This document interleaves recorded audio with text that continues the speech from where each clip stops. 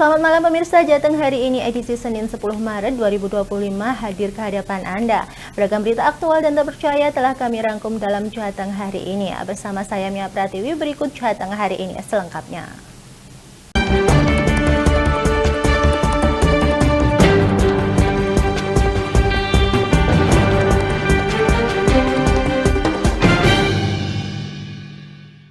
Pasca polemik PHK PT Sri Rezeki Isman Sritek Sukoharjo membuat sejumlah pihak bereaksi. Salah satunya adalah Konfederasi Serikat Pekerja Indonesia KSPI Jawa Tengah. KSPI Jateng membuka posko pengaduan untuk para buruh yang belum mendapatkan hak-haknya seperti pesangon, surat PHK, surat pengalaman kerja, tunjangan hari raya, sampai jaminan hari tua.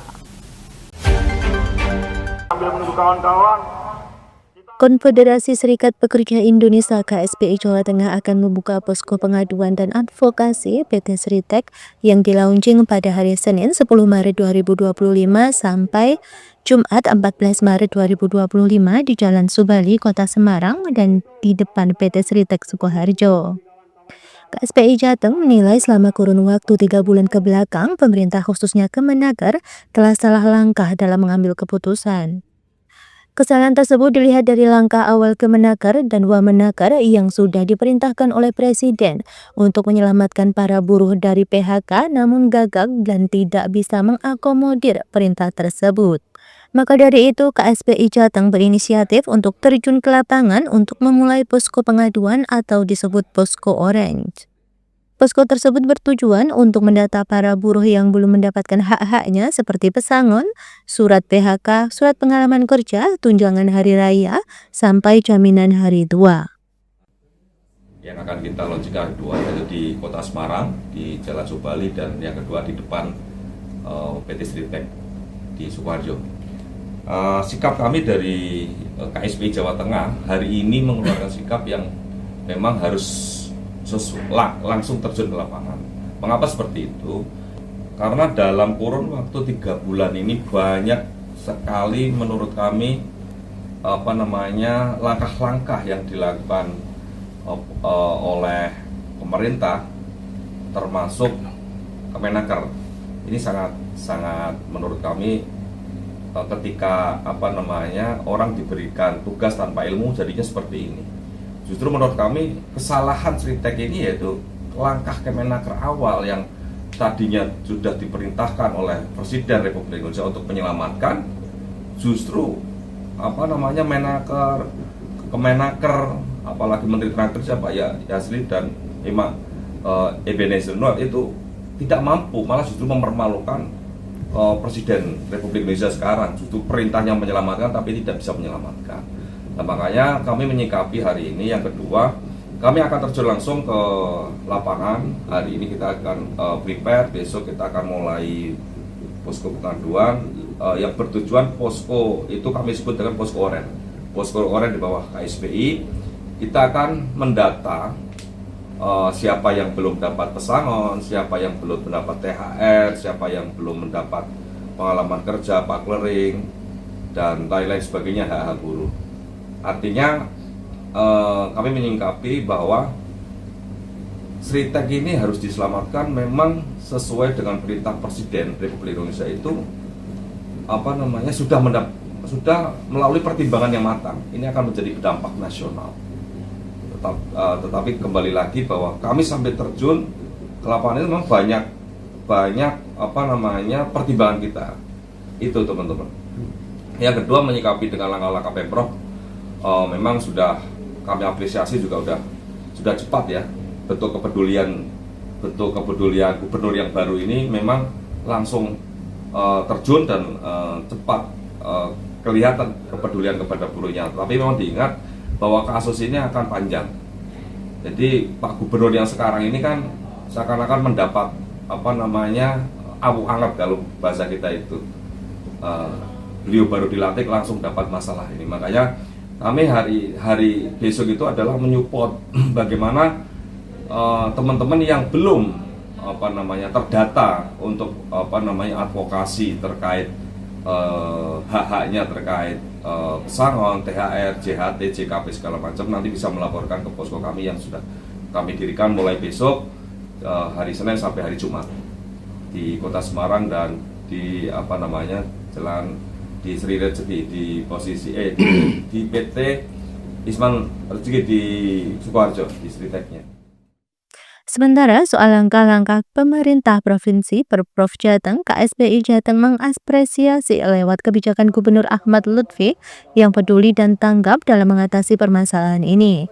Dari Kota Semarang, Rizky Sahrul, Lingkar TV melaporkan. Koperasi Merah Putih saat ini menjadi topik hangat di kalangan masyarakat, terutama di kalangan kepala desa.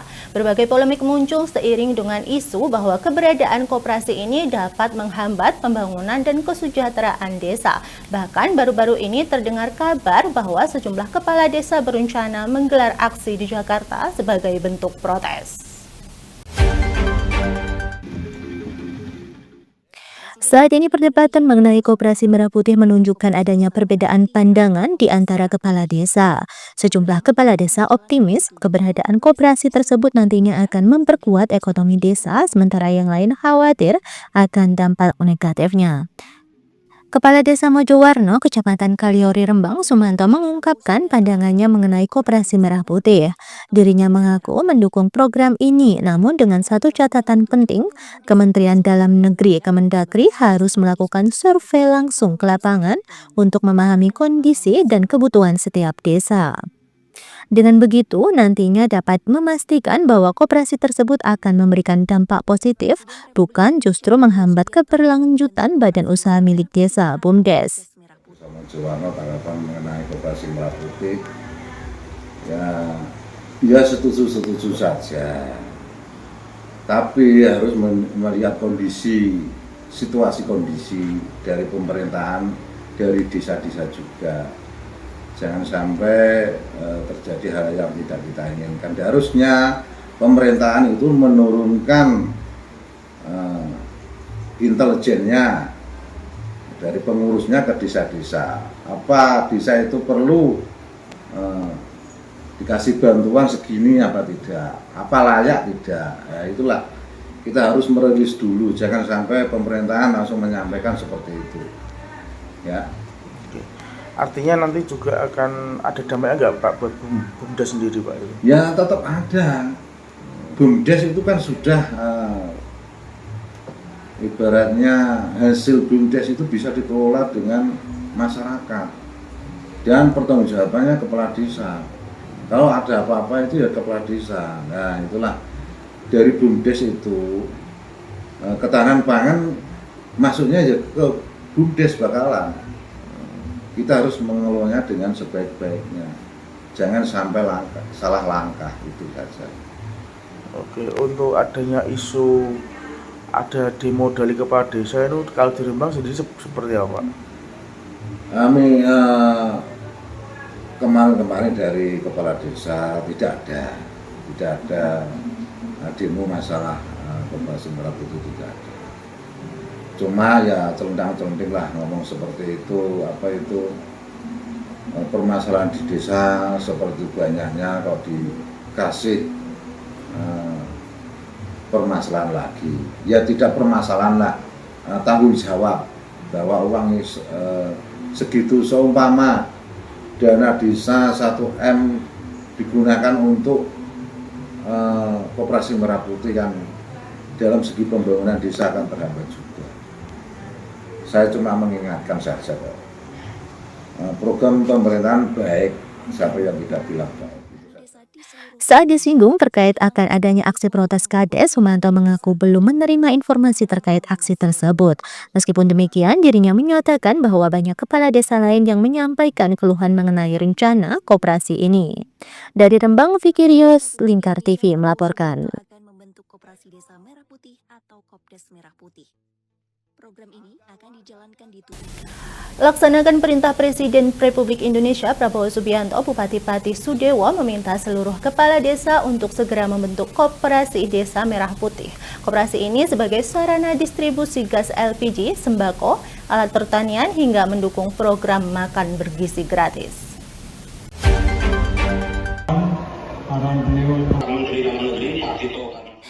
Bupati Pati Sudewo menuturkan pembentukan Koperasi Merah Putih bertujuan untuk menekan harga barang, meningkatkan daya beli masyarakat, dan memperkuat ekonomi desa. Nantinya pendirian koperasi bakal menggunakan dana desa dengan tambahan dari APBN atau Bank Negara jika diperlukan. Seluruh desa di Kabupaten Pati ditargetkan membentuk koperasi ini pada Juli 2025. Di Desa Merah Putih ini menjadi program pemerintah pusat untuk semua desa supaya mendirikan koperasi desa Merah Putih. Ini tujuannya untuk memutus mata rantai pendistribusian barang, utamanya logistik dari pemerintah. Misalnya untuk distribusi pupuk, itu tidak perlu lagi harus melalui pihak-pihak ketiga, dari gudang pupuk langsung ke koperasi di desa tersebut, dari koperasi baru kepada warga. Misalnya juga untuk gas LPG nantinya juga layak untuk sembako, kemudian juga memberikan ruang untuk melakukan kegiatan perekonomian di desa, dan juga akan dibantu akses permodalannya dari Bank Negara. Jadi ini koperasi ini diharapkan tidak hanya masalah membantu distribusi logistik pemerintah kepada warga, tetapi juga sebagai penggerak kegiatan perekonomian di desa. Dengan adanya Koperasi Desa Merah Putih, diharapkan masyarakat desa semakin mandiri dan tidak lagi bergantung pada tengkulak. Dari Pati, Mutia Parasti, Lingkar TV melaporkan. Pemirsa, kami akan kembali dengan berita menarik lainnya. Tetaplah bersama kami.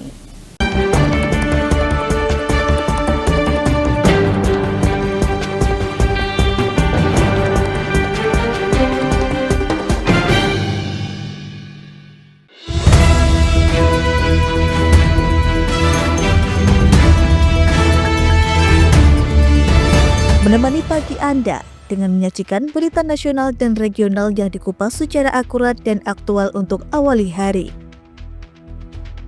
Dalam Lingkar Pagi, setiap Senin hingga Sabtu jam 8 pagi hanya di Lingkar TV.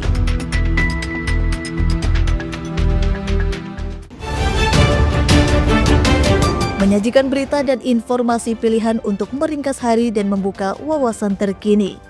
Menjadikan sore Anda lebih bermakna bersama Lingkar Petang. Setiap Senin hingga Sabtu jam 5 sore hanya di Lingkar TV.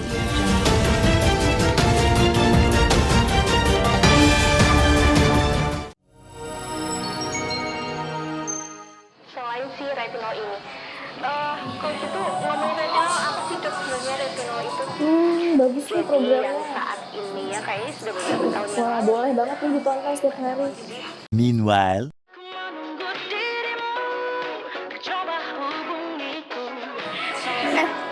Kamu lagi nonton apa sih dari tadi kok apem-apem mulu?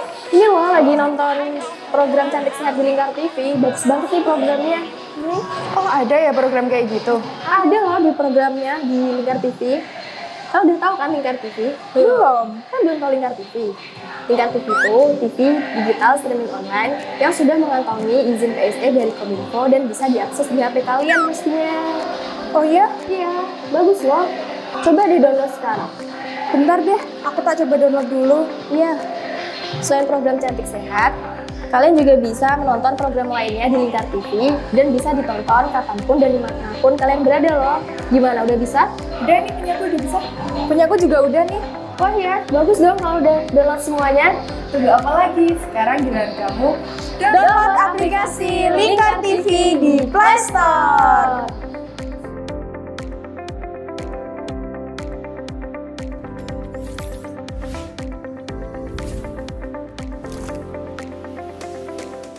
Berpuluh-puluh tahun kita bangsa Indonesia telah berjuang untuk kemerdekaan tanah air kita. Mengupas sejarah Indonesia yang penuh makna. Merdeka atau mati. Berbagai informasi sejarah yang ada di Indonesia, sejarah tradisional warisan bangsa. Semua terangkum dalam Aku Indonesia, setiap Senin sampai Sabtu jam 7 sampai jam 11 siang, hanya di Lingkar TV.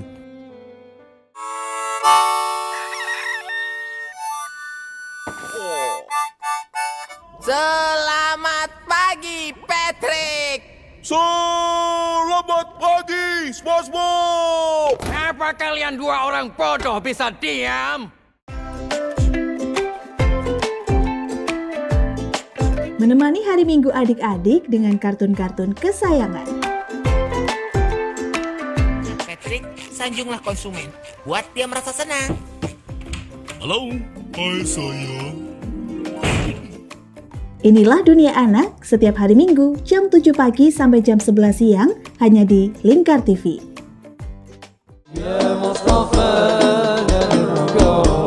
Sirami rohani dengan majelis-majelis penyejuk hati, sajian tayangan hiburan dengan lagu-lagu Islami dan dakwah.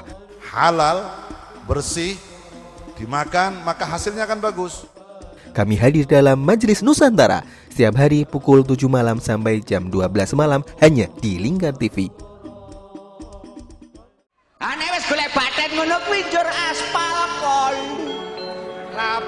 Lapangan diemplok. Semen ya didahar. Memberi hiburan malam Anda yang dikemas dalam budaya Jawa, nguri-nguri budaya, hadir setiap hari jam 00.30 sampai jam 3 dini hari hanya di Lingkar TV. Di Ayo Ngaji bersama Lingkar TV. Hadir setiap hari Senin sampai dengan Sabtu jam 17.30 sampai jam 7 malam. Ngomong hari ini harus, nah seperti itu. Anda akan ditemani ustadz-ustadzah untuk belajar huruf-huruf hijaiyah dan ilmu Al-Quran. Saksikan terus Ayo Ngaji hanya di Lingkar TV.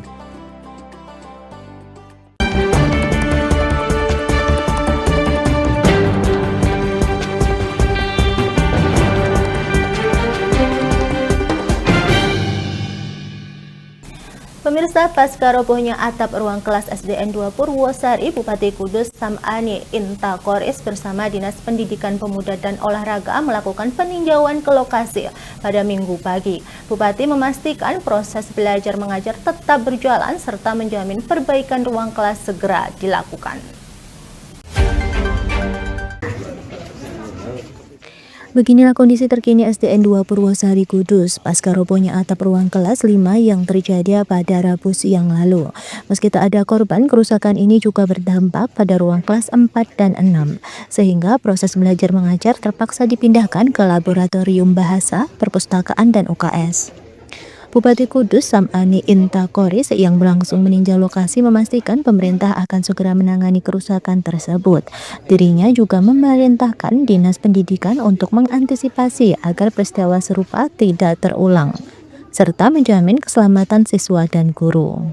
Kita langsung tinjau dengan teman-teman dari Pak Asisten 3 maupun dengan Kepala Dinas maupun dengan Ibu Guru, Kepala Sekolah, dan kenyataannya memang kejadian yang bencana, atapnya ambrol, dan ini dibangun sudah lama, katanya sih 2010 atau 2020 Reapnya 2020 ada perbaikan.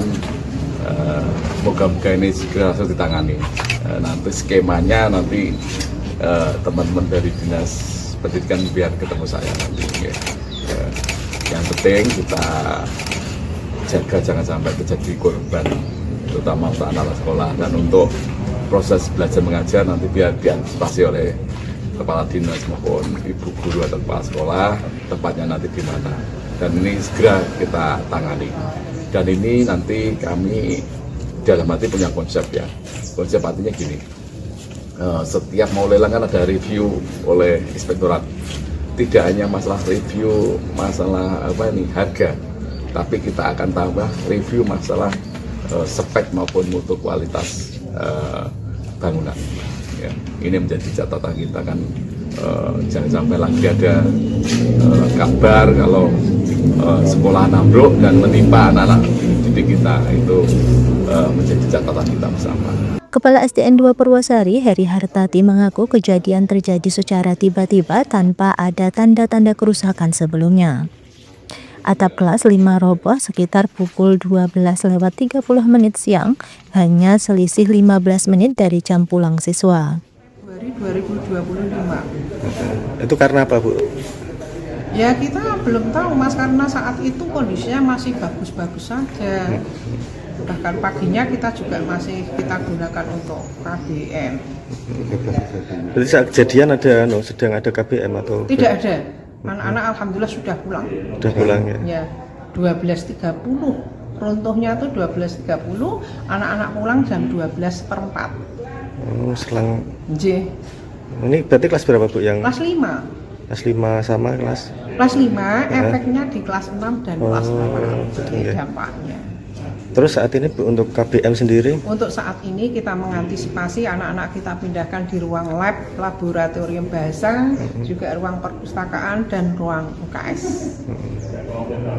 Harapannya gimana, Bu?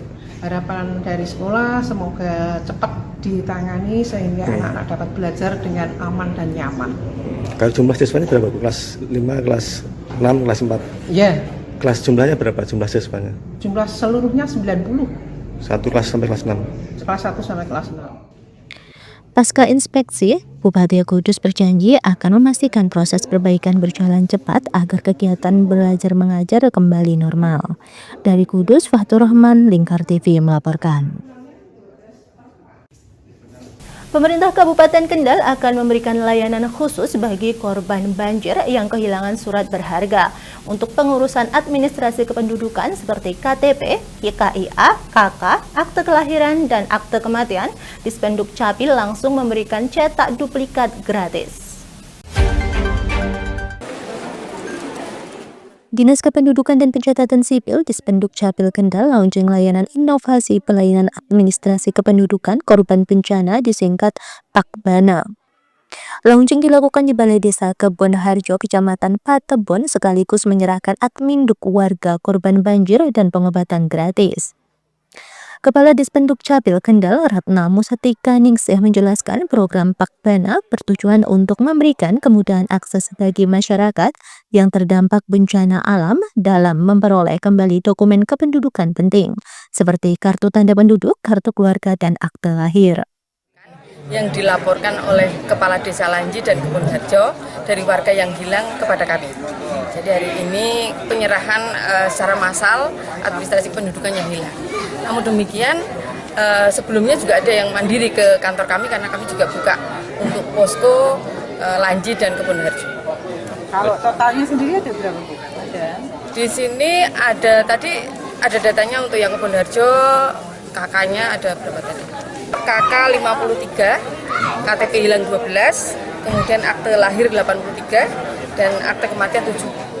Kemudian untuk yang Lanji, KK 79, KTP 10, akte lahir 45. Itu yang terlaporkan hilang lewat Kepala Desa kepada kami. Hari ini kita serahkan. Ini gratis semua, Bu, ya?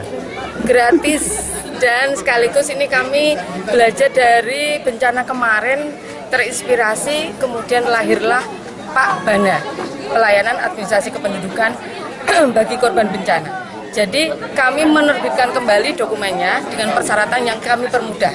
Artinya karena hanya istilahnya diterbitkan kembali. Sementara itu, Bupati Kendal Diah Kartika Permanasari mengatakan peluncuran program PAKBANA merupakan upaya konkret dari Pemda untuk meningkatkan kualitas pelayanan kepada masyarakat, khususnya bagi mereka yang sedang menghadapi kesulitan pasca bencana. Kebon Harjo kegiatan launching PAKBANA. PAKBANA itu layanan administrasi kependudukan bagi korban bencana banjir. Tentunya dibarengi dengan kegiatan pengobatan gratis, dan ini alhamdulillah pada hari ini antusias warga ini termasuk juga yang untuk pelayanan pengobatan gratis. Ini inovasi dari Disduk Capil, ada 12 inovasi, banyak sekali akronim-akronimnya nih. Ada Pak Kades Mantap, terus Pak Dalman, Sunday Morning, ada Garuda Sigap, banyak sekali nih. Singkatannya juga kalau ngapalin sekali masing-masing OPD. Tapi kalau pagi ini kan khusus dari pelayanan Disduk Capil aja. Adanya pelayanan jemput bola seperti ini, jadi ada masyarakat yang membutuhkan untuk pengurusan administrasi, apalagi kemarin kan pada hilang itu bukan kemauan sendiri, bukan keteledoran, tetapi adanya korban bencana.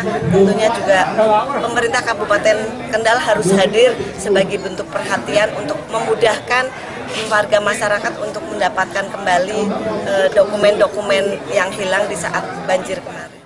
Salah satu warga perumahan Patebon Indah, Dani, mengaku senang dengan adanya program ini karena di saat terjadi banjir dirinya telah kehilangan surat-surat berharga. KTP, KK, dan lain-lain. Untuk persyaratan prosedur seperti apa? Persyaratan yang kemarin dari RT kolektif dari diserahkan ke RT kemudian diurus dari ke Balai Desa.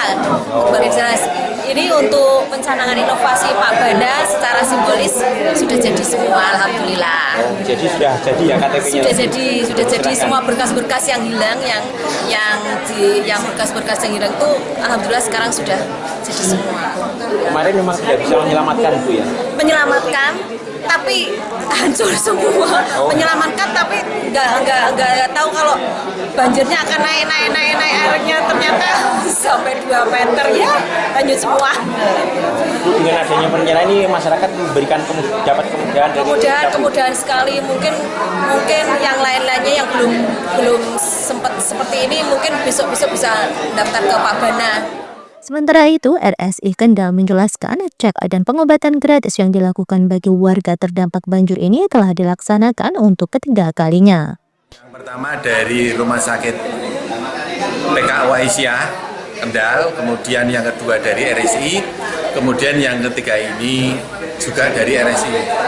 Kami berharap pengobatan ini menjadi yang terakhir. Artinya, kalau pengobatan yang terakhir berarti insya Allah sudah tidak ada banjir lagi, sehingga sudah tidak ada kegiatan bakti sosial untuk kesehatan lagi. Ini pengobatan juga termasuk cek kesehatan. Jadi runtutan sebelum puasa dan setelah puasa. Seperti kita tahu, setelah puasa pasti kan diabetes seharusnya turun kalau yang punya diabetes. Kemudian tensi juga harusnya turun. Nah, sebelum puasa karena terjadi peristiwa banjir, kemungkinan besar menghadapi stres yang luar biasa, kemungkinan darah tinggi naik, kemudian stres yang tinggi menyebabkan diabetes, tensi juga naik. Nah, dengan adanya puasa ini apakah masih tinggi? Kalau masih tinggi berarti perlu rujukan lain. Nah, fungsi pengobatan itu adalah antara sebelum, kemudian, dan setelah. Jadi sebelum banjir dan pasca banjir kebetulan ini adalah di bulan puasa. Secara teori kesehatan memang harusnya itu turun di bulan puasa ini karena terdapat melatonin yang mengatur ketentraman di otak kita.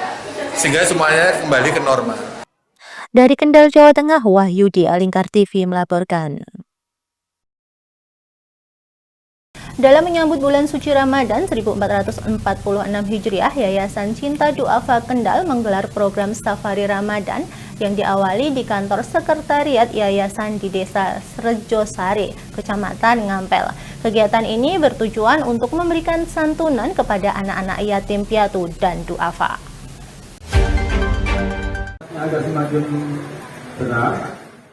Tidak hanya pemberian santunan, Safari Ramadan CDK juga mengadakan buka puasa bersama yang dibarengi dengan berbagai permainan seru dan berhadiah. Hal ini dilakukan agar momen berbagi terasa lebih menyenangkan bagi anak-anak penerima santunan. Program Safari Ramadan ini sudah menjadi agenda tahunan Yayasan Cinta Du'afa Kendal. Tahun ini, CDK mengadakan kegiatan di 7 tempat yang tersebar di beberapa wilayah kecamatan. Penerima santunan adalah anak-anak asuh yayasan yang setiap bulan rutin dibantu oleh CDK. Di sekitar 7 tempat. Jadi untuk yang pertama kita memang buka di sekretariat sendiri ataupun di kantor Yayasan Cinta Du'afa Kendal, dan untuk yang berikutnya nanti dengan berjalannya waktu yang sudah dijadwalkan itu untuk yang berikutnya nanti hari Minggu besoknya lagi. Ada 7 tempat ya? Ya, 7 tempat. Satu tempat kira-kira berapa anak? Kalau sih ya nggak semua sama sih, ada yang 36, ada yang 30, ada yang 50. Jadi untuk yang di sini sendiri di markas ataupun di kantor sekretariat itu ada 36 anak.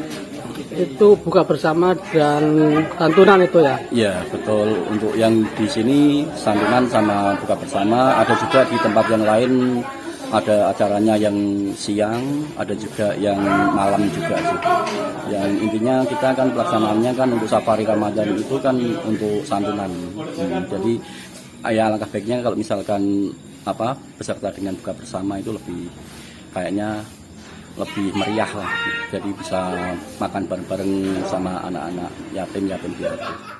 Sementara itu, para donatur berharap agar bantuan ini bisa dimanfaatkan dengan baik, terutama untuk memenuhi kebutuhan Lebaran dan semakin banyak warga yang peduli terhadap anak-anak yatim piatu dan duafa, terutama di bulan suci Ramadan. Hanya untuk acara malam hari ini sore ya, tentunya kami mewakili para donatur berterima kasih pada Yayasan Cinta Doa Pak Kendal, kepada para pengurus yang sudah melaksanakan kegiatan ini. Semoga kegiatan itu telah terus berkelanjutan dan kita diberikan kesempatan selalu untuk bisa hadir dalam acara santunan pada sore hari ini. Semoga membawa berkah dan manfaat. Harapannya adanya santunan ini, Pak? Ya diharapkan mungkin akan lebih banyak masyarakat yang peduli pada anak yatim dan duafa. Ramadan tidak hanya membawa kebahagiaan bagi anak-anak, tetapi juga menjadi wujud kepedulian sosial di bulan suci ini. Dari Kendal, Jawa Tengah, Wahyudi, Lingkar TV melaporkan.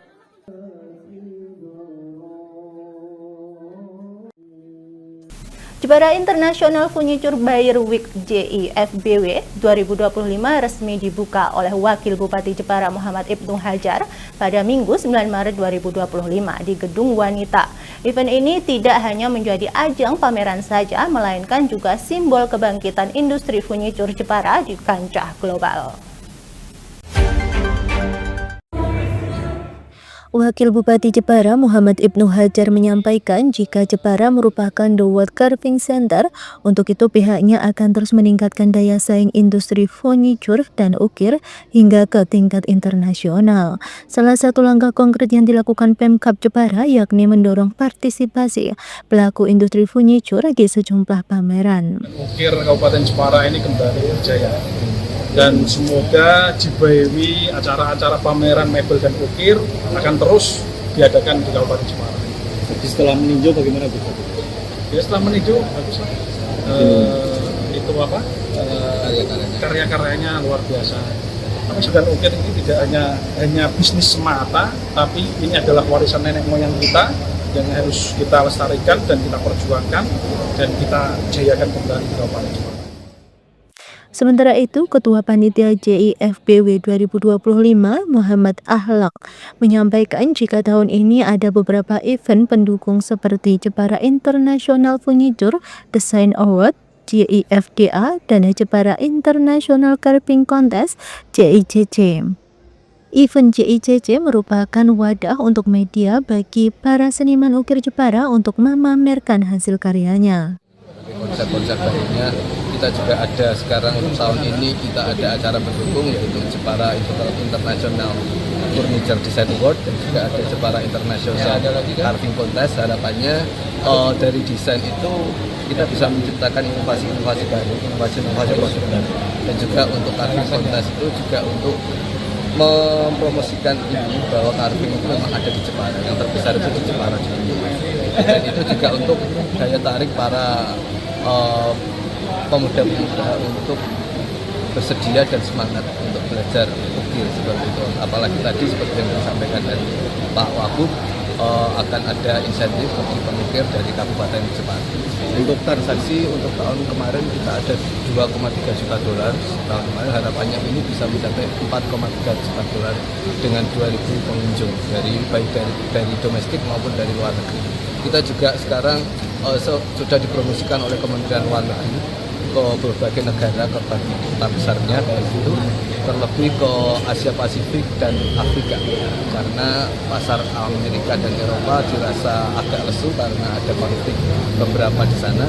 Kita mengambil pasar alternatif yaitu di Asia dan di Afrika. Dari Jepara, Muhammad Aminuddin, Lingkar TV melaporkan.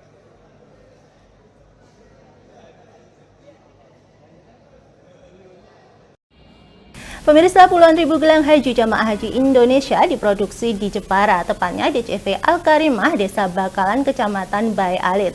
Adapun gelang haji ini diperuntukkan untuk seluruh jamaah haji Indonesia dari setiap embarkasi yang tersebar di seluruh penjuru Indonesia.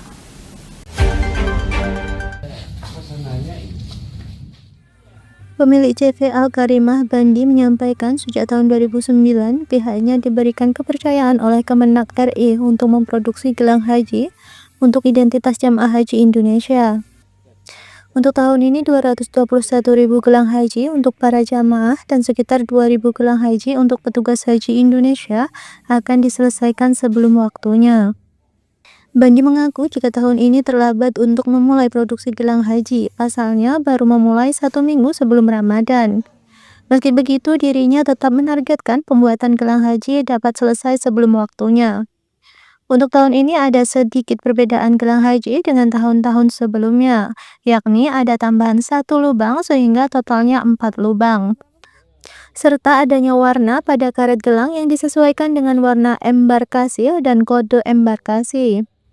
Saya sebenarnya sudah terlambat, seharusnya sebelum puasa min 1 bulan itu sudah produksi, tapi sekarang min seminggu baru saya mulai produksi.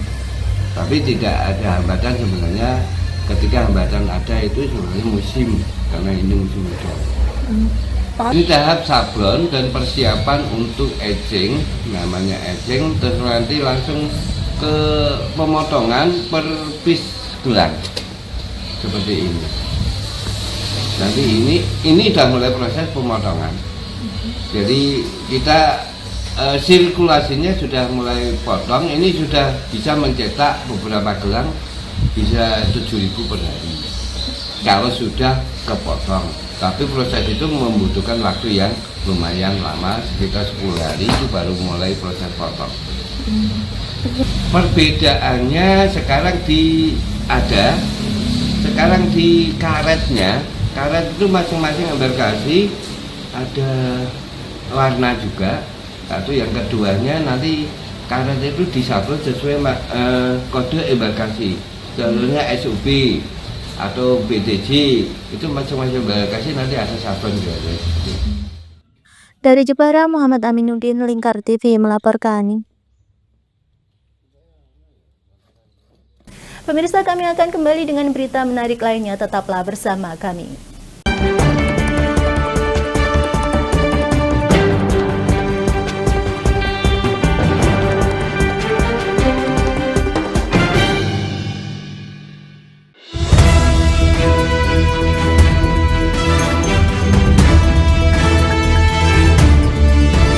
Menemani pagi Anda dengan menyajikan berita nasional dan regional yang dikupas secara akurat dan aktual untuk awali hari. Dalam Lingkar Pagi, setiap Senin hingga Sabtu jam 8 pagi hanya di Lingkar TV.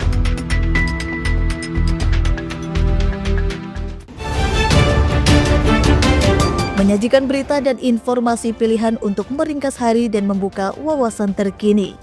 Menjadikan sore Anda lebih bermakna bersama Lingkar Petang. Setiap Senin hingga Sabtu jam 5 sore hanya di Lingkar TV.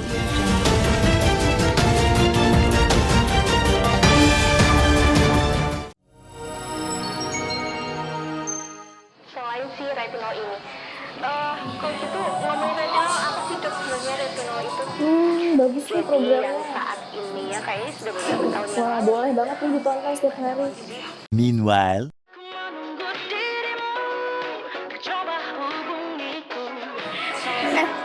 Kamu lagi nonton apa sih dari tadi kok apem-apem mulu? Ini loh lagi nonton program Cantik Sehat di Lingkar TV. Bagus banget nih programnya. Oh ada ya program kayak gitu? Ada loh di programnya di Lingkar TV. Kamu udah tahu kan Lingkar TV? Belum. Kan belum tahu Lingkar TV. Lingkar TV itu TV digital streaming online yang sudah mengantongi izin PSE dari Kominfo dan bisa diakses di HP kalian mestinya. Oh iya? Iya, bagus loh. Coba di-download sekarang. Bentar deh, aku tak coba download dulu. Iya. Selain program Cantik Sehat, Kalian juga bisa menonton program lainnya di Lingkar TV dan bisa ditonton kapanpun dan dimanapun kalian berada loh. Gimana, udah bisa? Udah nih, punyaku udah bisa. Punyaku juga udah nih. Wah ya, bagus dong kalau udah download semuanya. Tunggu apa lagi? Sekarang giliran kamu download aplikasi Lingkar TV di Play Store.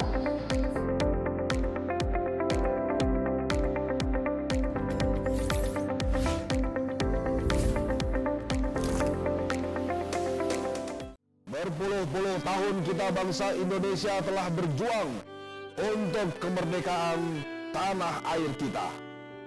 Mengupas sejarah Indonesia yang penuh makna.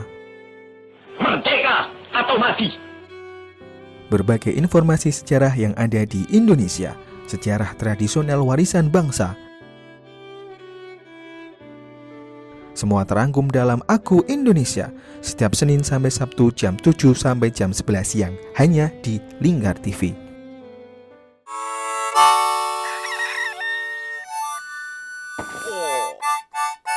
Selamat pagi, Patrick. Selamat pagi, SpongeBob. Apa kalian dua orang bodoh bisa diam? Menemani hari Minggu adik-adik dengan kartun-kartun kesayangan. Patrick, sanjunglah konsumen. Buat dia merasa senang. Halo, hai sayang. Inilah Dunia Anak setiap hari Minggu jam 7 pagi sampai jam 11 siang hanya di Lingkar TV.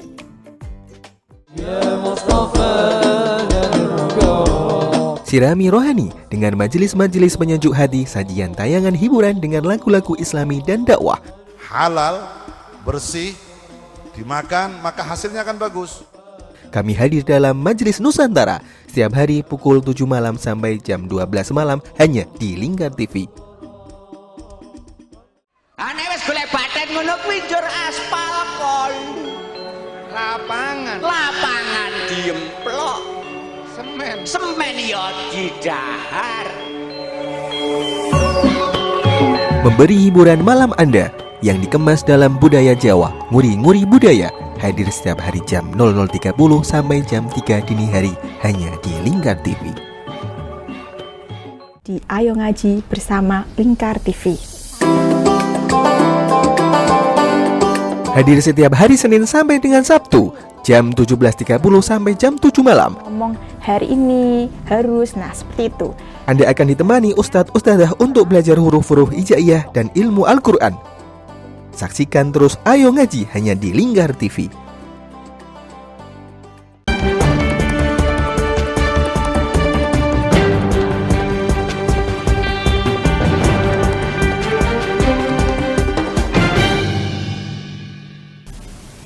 Pemirsa, Anda sedang mencari jodoh tapi belum ketemu? Jangan sampai lewatkan program yang satu ini, namanya Golek Garwo. Seribuan orang sudah terdaftar dalam pencarian jodoh yang diadakan Masjid Raya Syekh Zayed Solo. Sejauh ini peserta terdaftar dari berbagai kota di Indonesia dengan beragam profesi, dari usia 20-an hingga 60 tahunan. Program ini digelar juga untuk merespon turunnya angka pernikahan di Indonesia. Bagaimana? Anda berminat?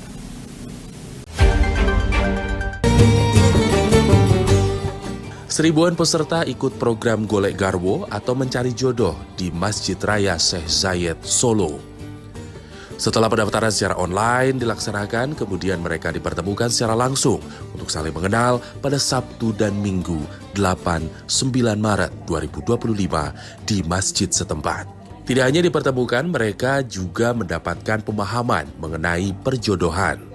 Direktur Operasional Masjid Raya Syekh Zayed Munajat mengatakan, selain sebagai wadah bagi para lajang atau jomblo untuk menemukan jodohnya, program ini juga merespon keprihatinan akan adanya tren penurunan angka pernikahan di Indonesia. Munajat mengatakan, yang siap datang untuk ta'aruf ini ada 1.200-an peserta dari berbagai daerah sekitar Solo, Jabodetabek, Jawa Barat, Surabaya hingga Bali. Sedangkan untuk usia mereka dari 20 tahun hingga 60 tahunan dengan berbagai profesi. Endingnya nanti berakhir dengan menuju pada perkawinan. kayak gitu. Jadi cocok, akhirnya menikah, terus kita bimbing nanti kalau ada tanda-tanda akan didampingi oleh Fortais secara online, yang di sini nanti juga akan kita melakukan pendampingan bagaimana pendidikan pranikah itu akan kita dampingi sampai harapannya pranikah mereka menjadi keluarga yang sakinah mawaddah rahmah. Pertama saya kan belum menikah ya Mbak, saya kalau bisa ya mencari jodoh, tapi kalau nggak bisa ya mungkin mencari teman atau perkenalan dengan yang lain. Jadi kayak mencari relasi aja sih Mbak. Ya karena kan pengen tahu aja sih Mbak acaranya kayak gimana ya pertama. Soalnya kan saya belum pernah ikut juga Mbak, baru pertama ini. Jadi pengen tahu kayak gimana sih acaranya, terus ta'aruf yang secara langsung itu kayak gimana. Di program Golek Garwo ini, Masjid Raya Syekh Zayed dan Kemenak Kota Solo bekerja sama dengan Fortais atau Forum Ta'aruf Indonesia Yogyakarta. Diketahui dari data Badan Pusat Statistik atau BPS menyebutkan angka pernikahan di Indonesia di tahun 2023 sebanyak 1.577.255. Angka ini turun sebanyak 128.093 dibandingkan tahun 2022.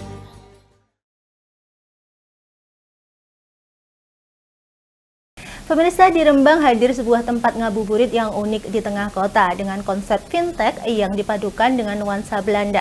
Kafe ini menjadi satu-satunya tempat yang menyajikan pengalaman berbeda bagi para pengunjung. Inilah kafe pertama di Rembang yang menyuguhkan suasana estetik. Tempat ini sangat cocok bagi para pengunjung yang sedang menunggu datangnya buka puasa. Kedai kopi ini semakin lengkap dengan beragam permainan seru seperti catur dan Uno, menjadikan tempat ideal untuk ngabuburit sambil menunggu waktu berbuka puasa. Dengan harga yang bersahabat, kedai kopi ini bukan hanya sekedar tempat untuk menikmati kopi, namun juga destinasi yang menyenangkan bagi keluarga dan teman akrab. Bagi Anda yang mencari tempat ngabuburit menarik dan penuh kenangan di Rembang, Lokcan Kopitiam bisa menjadi pilihan yang tepat. Syahnas Nabila, General Manager Lokcan Kopitiam, mengungkapkan kafe ini adalah tempat yang ideal untuk ngabuburit sambil menunggu waktu berbuka puasa. Pengunjung akan dimanjakan dengan suasana estetik dan berbagai permainan seru seperti catur dan Uno, menciptakan momen kebersamaan yang tak terlupakan. Konsep Kopitiam untuk coffee shop dan tempat-tempat makan buat orang-orang untuk sekedar cuman buat bikin tugas atau misalnya cuman buat ketemuan kayak gitu, itu lagi hits banget sih. Nah, kalau Kopitiam sendiri itu sebenarnya konsepnya dia lebih kayak makanan-makanan comfort food.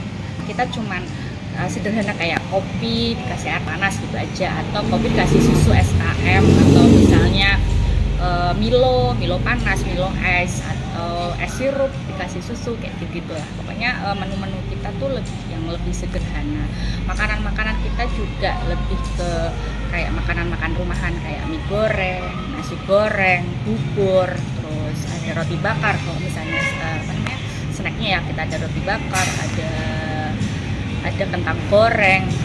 Nah, terus misalnya kalau dia makanan beratnya ya yang seperti itu, artinya nggak kayak yang stick atau gimana, enggak sih, kita lebih ke makanan sederhana rumahan gitu.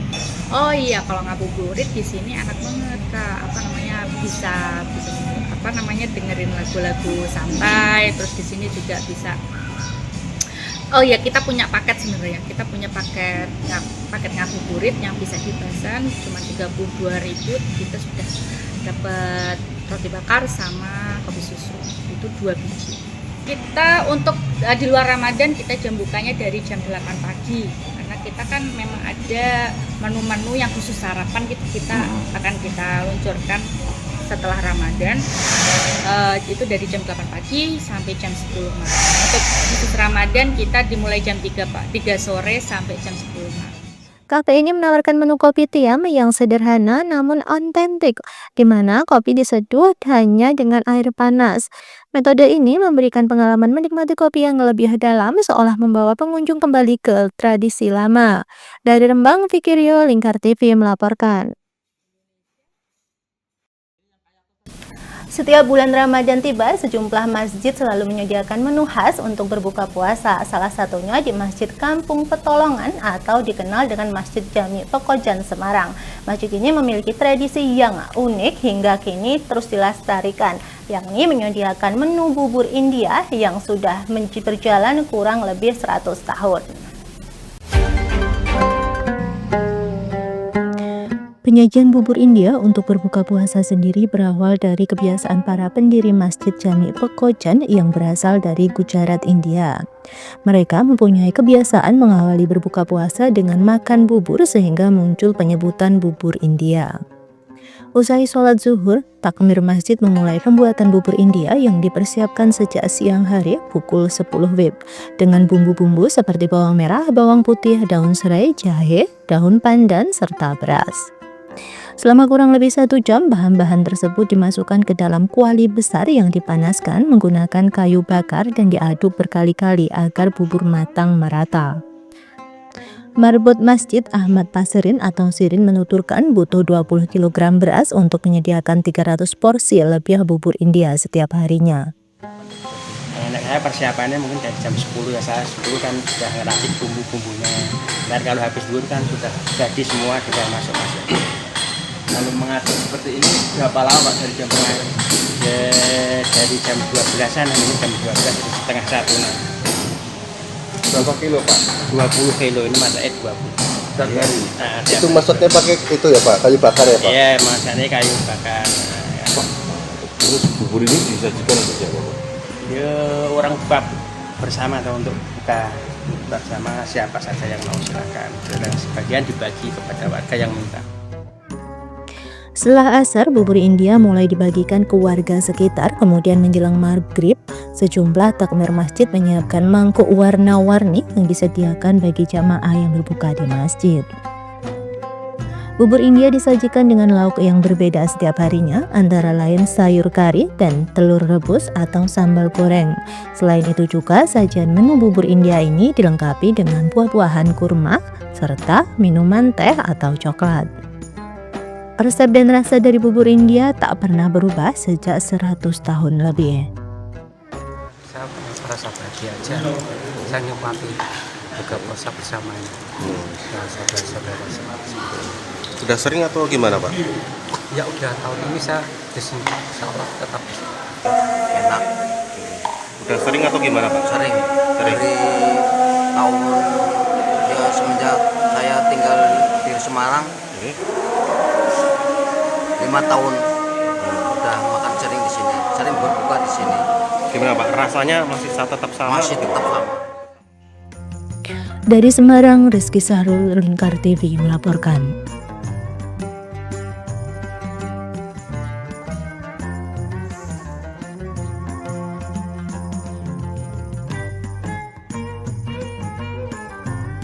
Pemirsa, untuk mengetahui lebih lanjut mengenai sajian khas bubur India di Masjid Jami Pekojan tersebut, kami telah terhubung dengan reporter kami Rizky Sahrul di Kota Semarang. Silakan Sahrul untuk laporannya.